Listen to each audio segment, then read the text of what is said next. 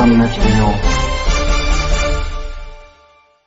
Phoenix multispeciality hospital and critical care centre, Shivajinagar, Nanded. जय भीम. मी विजय निलंगेकर.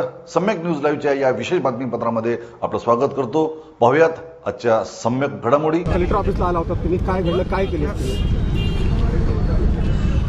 आम्ही खूप साऱ्या जणांना म्हणजे असं मोठ्या मोठ्या SP-ला, DYSP-ला, कलेक्टरला वगैरे अर्ज दिला होता.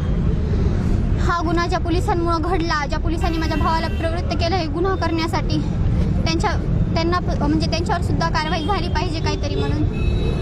आणि हे अर्ज आम्ही 17 तारखेला दिला होता आणि त्यामध्ये असं होतं की 24 तारखेपर्यंत तुम्ही काही ॲक्शन घेतलं नाही तर आम्ही स्वतःच्या जीवाचं काय बरं वाईट करून घेऊ, नांदेडमध्ये कुठेही आत्मदहन करू, सक्षमचे मम्मी आणि मी.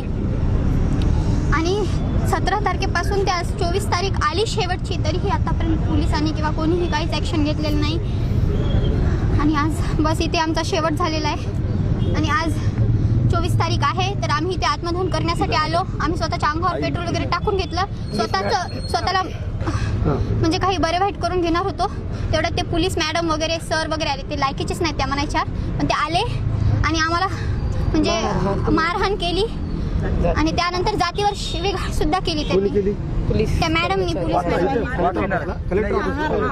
महार बोलली आणि मला मारली, माझे केस धरून मारली. तुम्हाला कशाचं आंदोलन लागते वगैरे वगैरे. हे कोणती पद्धत आहे जातीवर शिव्या देण्याची? तर आम्ही कशासाठी आलो तिला माहित तरी आहे का आम्ही कशासाठी आलो?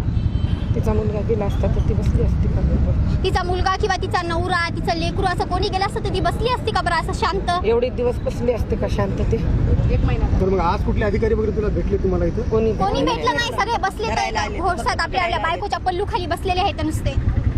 आता काय मागणी तुझी? त्यांचा लेकरू गेला असता, मोठ्या मोठ्या कोणत्या लोकांचं लेकरू गेला असतं की नाही आतापर्यंत काही ना काहीतरी ऍक्शन घेतली असते. तर सक्षम काय गरीब बिचारा, त्यांना असं कशामध्ये नाही काही नाही तरी त्यांना ऍक्शन घेत नाहीत ना. 2 पोलीसवाले आहेत ते बोलते. पोलीसवाले त्या पोलिसांवर आजच्या आज कारवाई झाली पाहिजे आणि आम्ही उद्यापर्यंत वगैरे काही थांबणार नाही.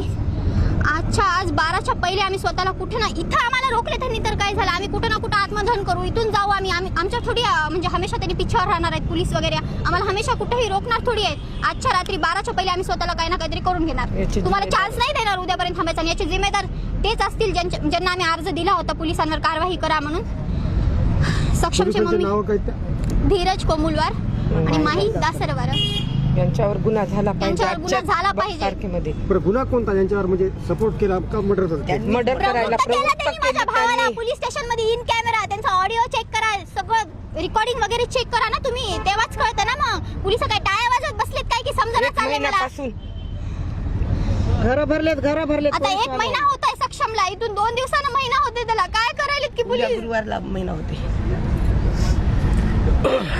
तुमचं लेकरू गेला असतं तर तुम्ही असंच केलं असतं का बरं? पाहत रहा सम्यक न्यूज लाईव्ह. बातमी पाहण्यासाठी YouTube वर सबस्क्राईब करा.